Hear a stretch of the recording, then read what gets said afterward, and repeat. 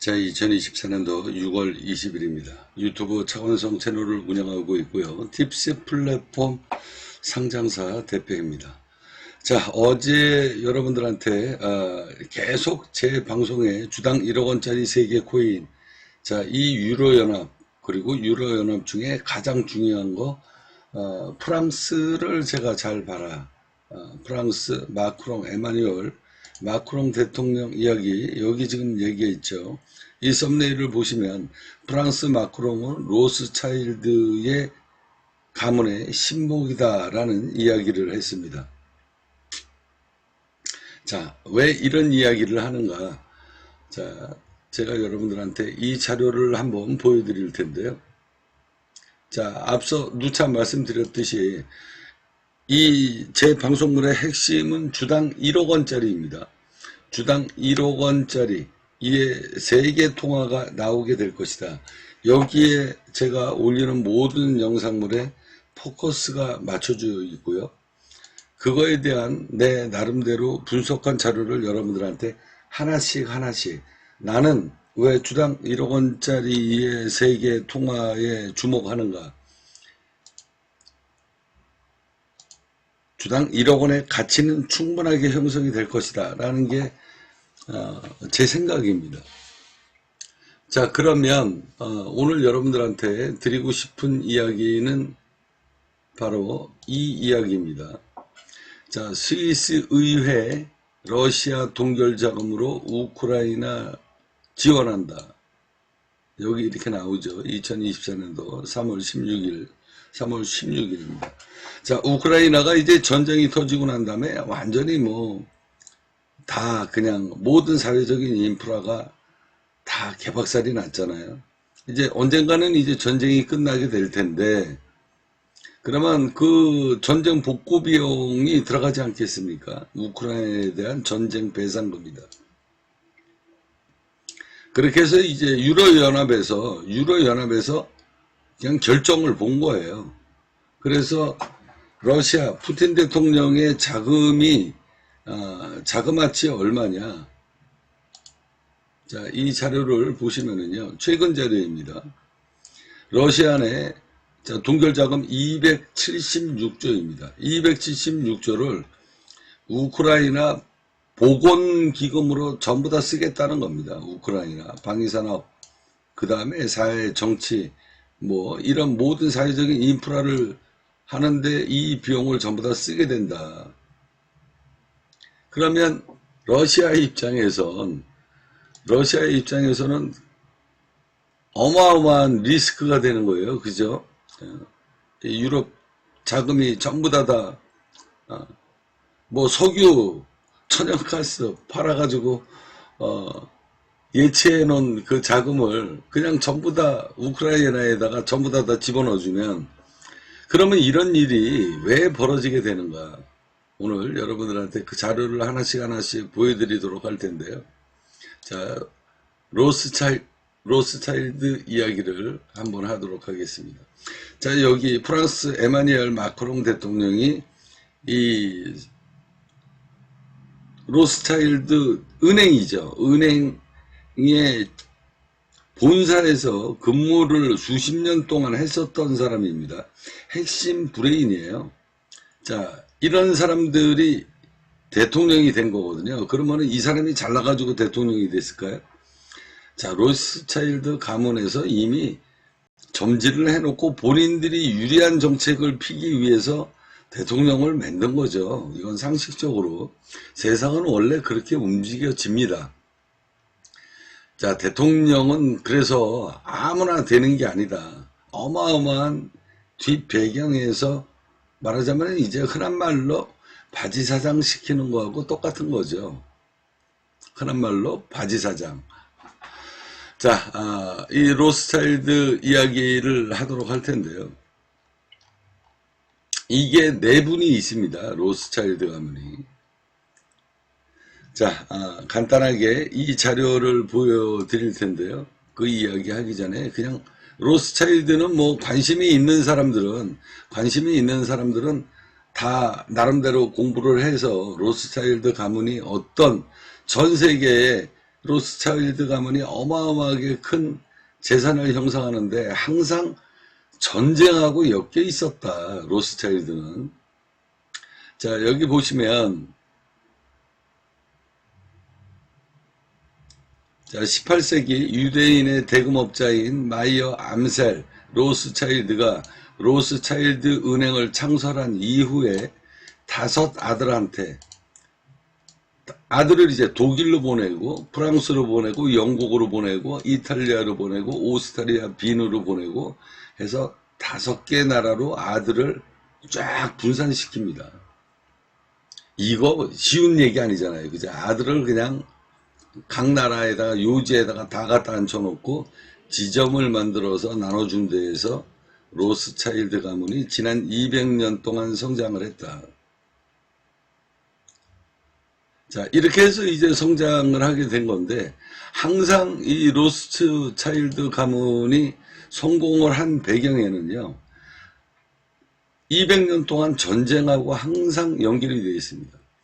자, 5 아들 중 맏아들만 남겨놓고 나머지 4명을 영국, 런던, 프랑스, 나폴리, 비엔나로 보내서 은행을 설립하게 했고, 이후 200년 동안 이 로스차일드 가문은 어떻게 성장을 했냐?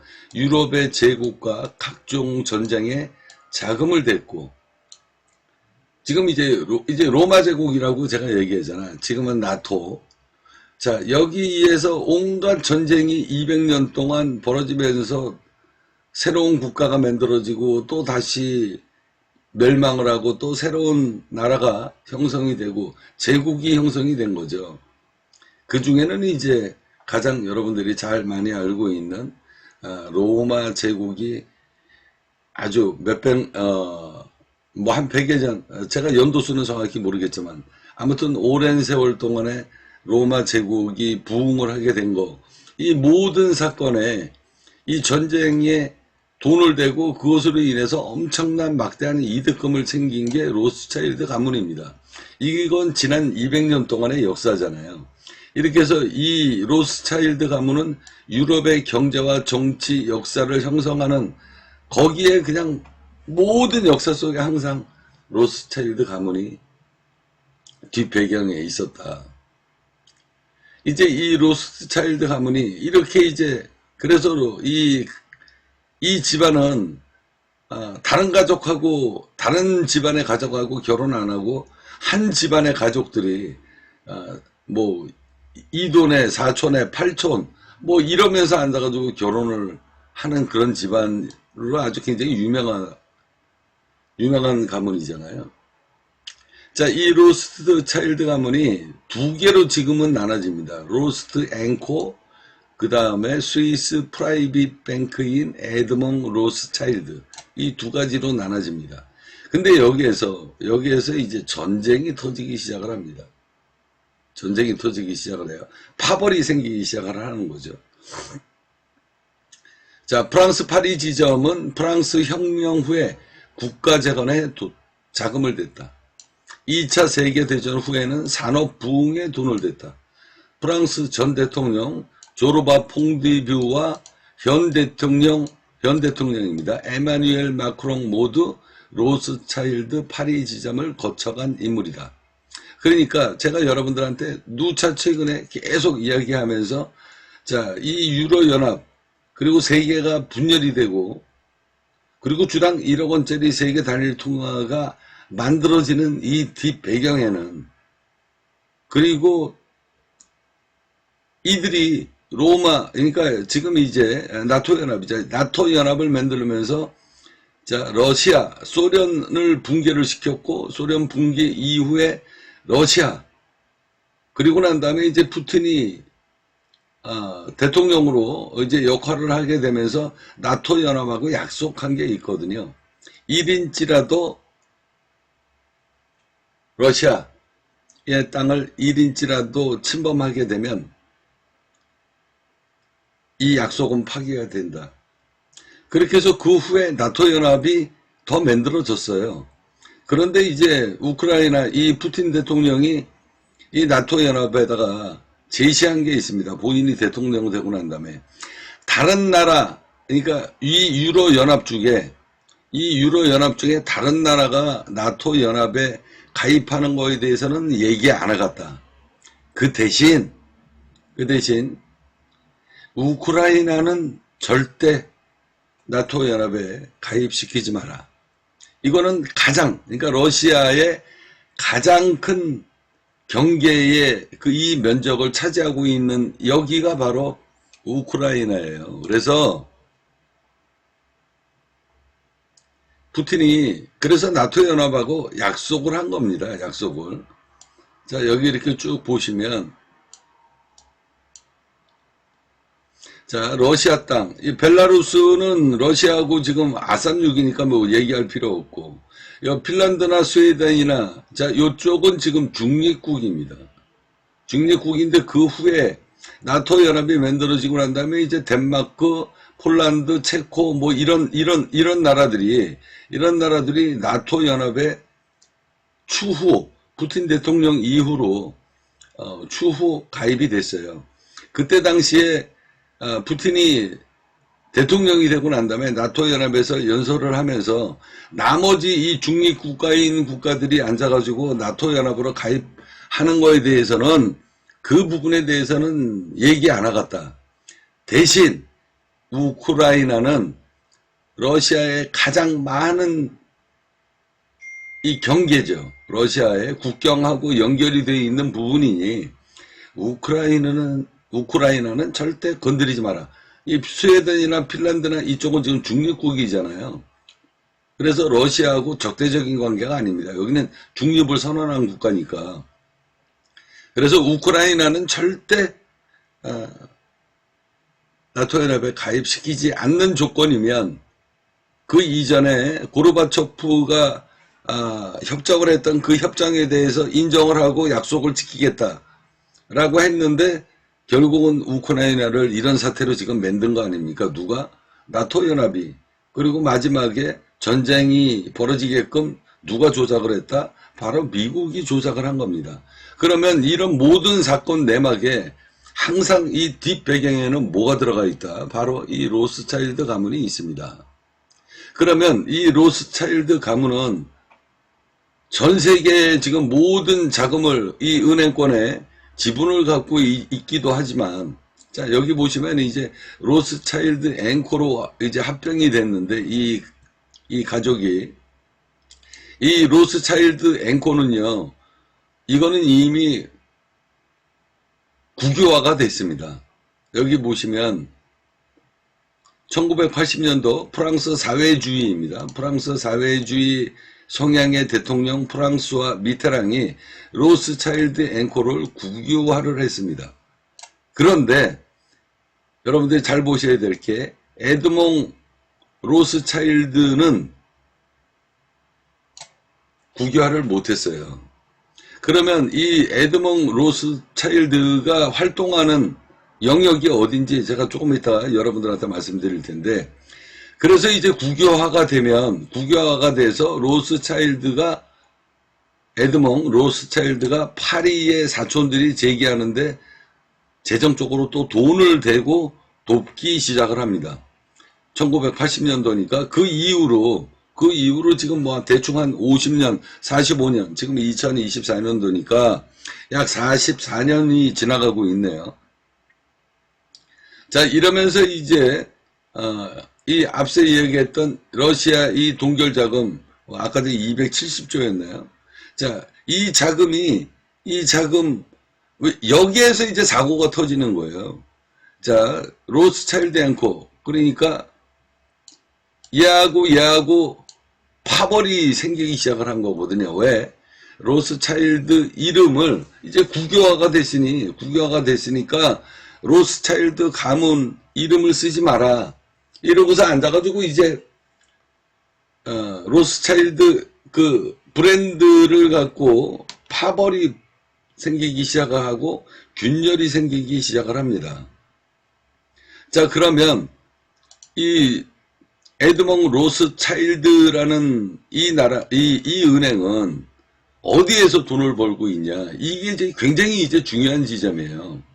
그래서 여기 로스차일드, 자, 런던과 파리 지점, 이 파리지점에 다닌 사람이 누굽니까? 바로 지금 현재의 에마뉴엘 마크롱 대통령이에요. 여기에 지금 이 파리지점에서 대통령을 시킨 사람.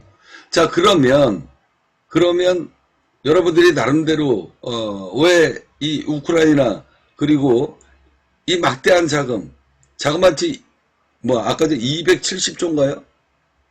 러시아 이 자금 276조 276조라는 돈을 흔한 말로 인마이 슈킹해 먹을 수 있는 가장 빠른 방법이 뭐겠습니까? 전쟁이에요. 결국은 빼먹잖아. 그러면은 이런 돈으로 돈을 누가 벌었냐면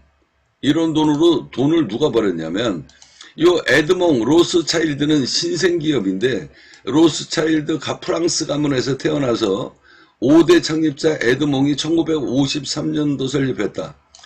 자, 이 에드몽은 스위스의 금융규제가 허약하다, 취약하다, 불투명하다라는 점을 이용을 해서 전 세계 고액자산가 플러스 그 다음에 1950년도 냉전시대 때 이 독재국가들 있잖아요. 독재국가 대통령들 그 은밀한 자금으로 성장을 하기 시작을 한 겁니다. 뭐 지난 100년 가까이. 그런데 이 밥줄을 지금 끊어놓는 거예요. 누가? 로스차일드 앵커가 에마뉴엘 대통령을 만든 로스차일드 앵커가 얘네들 밥줄을 끊고 있는 겁니다. 왜? 에드몽 로스차일드는 전 세계 고액 자산가의 자금을 탈세를 하고 자금을 이제 안전하게 보관 작업을 해주고 그것으로 인해서 막대한 수익 사업을 해왔던 사람이잖아요. 전 세계 공산주의 국가의 대통령들 비자금 뭐 대한민국의 예를 들어가지고 뭐 흔한 말로 이 좌파 방송에서 얘기하는 박근혜 대통령, 박정희 대통령 뭐 수백조 뭐 그런 것부터 시작해가지고 전두환 비자금 뭐 수십조 이게 다 스위스에 들어가 있다. 뭐 이런 이야기 많이 하지 않습니까? 예를 들어서 그렇다는 이야기입니다. 그러니 전 세계의 독재국가가 아직도 존재하고 있고 뭐 이 독재하는 대통령들이 그 어마어마한 자금을 다 스위스에다가 예치해 놓는 거 아닙니까? 그러면 얘네들은 이거 갖고 사업을 해먹는 놈들인데 지금 이제 전쟁이 터져서 이 자금을 인마이 슈킹을 해먹으면 얘네들 사업 목줄을 끊어놓는 거예요. 자, 로스차일드 앵커는 전 세계 지금 현재 우리나라 뭐 신한은행에서부터 시작해서 우리은행, 국민은행, 뭐 농협할 것 없이 전 세계의 이 로스차일드 가문의 이 금융권 지분이 전부 다 이렇게 M&A를 하면서 이제 전 세계 금융을 장악한 게 로스차일드 앵커고 에드몽 여기는 앉아가지고 이 불순한 세력들 그 대신 뭉태기 돈이잖아요. 그죠? 독재를 하는 사람들 그 자금으로 어마어마한 돈을 벌고 세력을 확장을 했던 그런데 이게 이제 얘네들이 이제 입지가 지금 없어지는 겁니다. 공산주의 국가 이 러시아 대표적으로 가장 큰 자금이 나오는 데가 여기 아닙니까? 그리고 뭐 여기 이제 뭐 공산주의 국가 옛날서부터 해왔던 이 수많은 나라들 미얀마 뭐 예를 들어서 이런 어마어마한 자금이 옛날에 다 이쪽으로 넘어가고 이 에드몽이 그 자금을 관리를 하고 여기에서 막대한 수천조를 갖다가 자금을 쓰면 자금을 운영하면 그 돈이 얼마나 새끼를 까겠습니까? 그 목줄을 지금 끊어놓는 거거든요. 그러니까 이번에 이 러시아의 이 유로 연합으로 인한 여기에 영토 전쟁, 그 다음에 금융 전쟁, 화폐 전쟁이 다 복잡하게 엮여서 지금 움직이고 있다라는 게 제가 여러분들한테 하고 싶은 이야기입니다.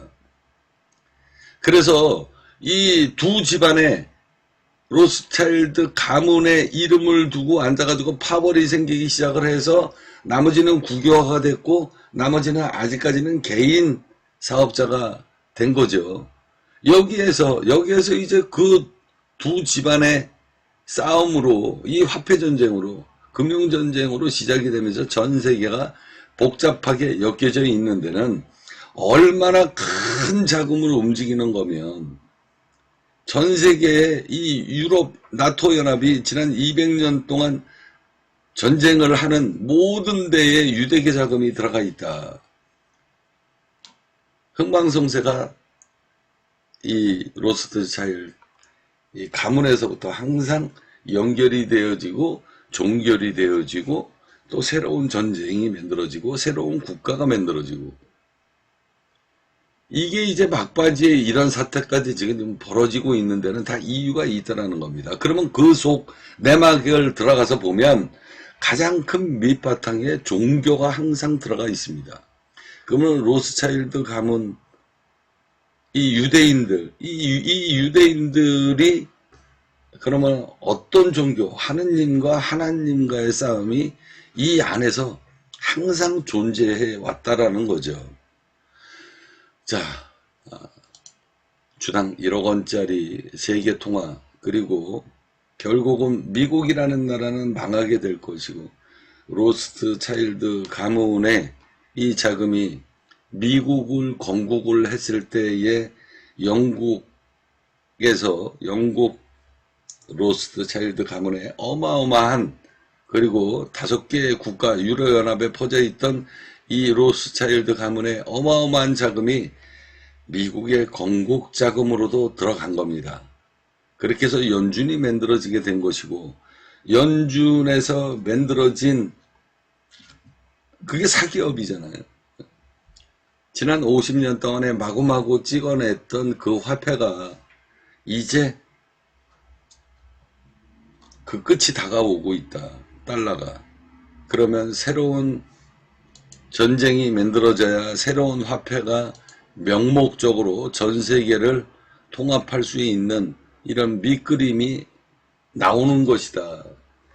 거기에는 이런 사연이 있다라는 것을 말씀드리면서 프랑스의 이 마크롱 대통령이 왜 제가 여러분들을 영국은 이미 한풀 뒤로 빠졌고 그리고 여기에 누가 총대를 메고 진두지휘를 하고 있는가. 그래서 어느 날 갑자기 유로연합의 프랑스의 40대의 젊은 기수가 느닷없이 나와서 프랑스의 대통령이 된 데에는 다 이게 준비된 수순으로 움직이게 되는 것이다. 세상에 큰 맥락을 쥐고 움직이는 세상의 가장 큰 흐름은 이거는 짜여진 각본대로 수순대로 움직이는 겁니다. 어느 날 갑자기 느닷없이 홍길동 같은 듣도 보지도 못한 이런 놈이 나와서 대통령이 되고 세상을 바꾸는 이런 기적은 흔치 않다. 그러면 나머지는 다 세상을 장악하고 있는 그 세력들이 자기들 사업을 하기 위해서 대통령을 만드는 거고 여론을 조작하는 거고 분위기를 띄우는 거고 아무 생각이 없는 일반 백성들은 그냥 우우우 하면서 왼쪽으로 몰리고 오른쪽으로 휩쓸리고 그렇게 세상이 흘러가게 되는 것이다. 자, 오늘은 요 정도 이야기로 방송 마무리하도록 하겠습니다.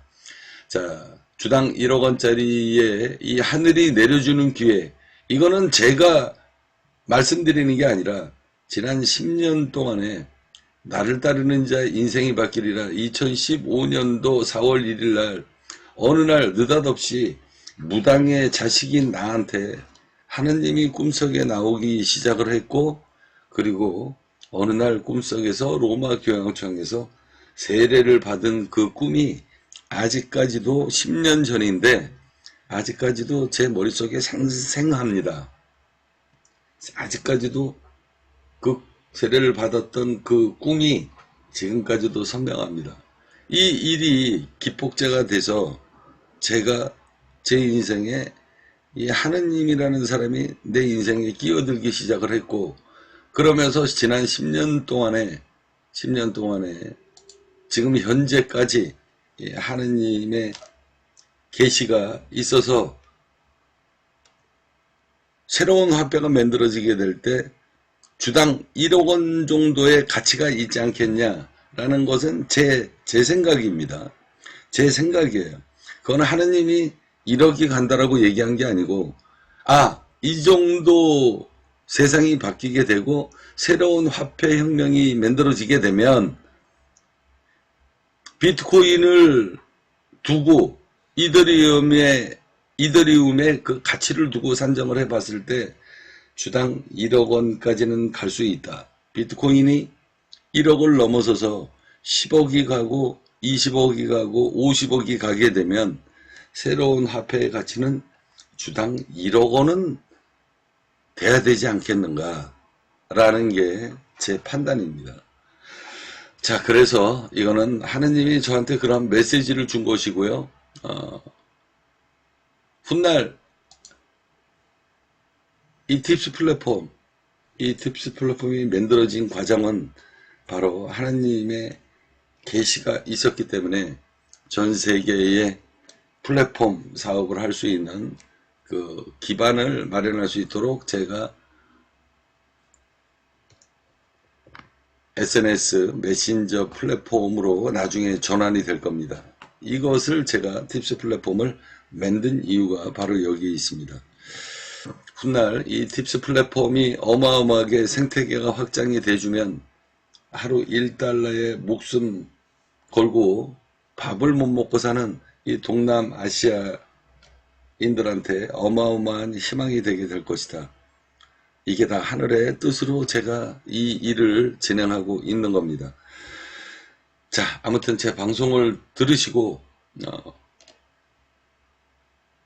제가 여태까지 해왔던 이 얘기가 하느님이 내려줬던 간증이라고 생각이 조금이라도 드시면 여러분들은 저랑 인연을 맺으시기 바랍니다. 팁스 플랫폼을 생태계를 확장을 해주고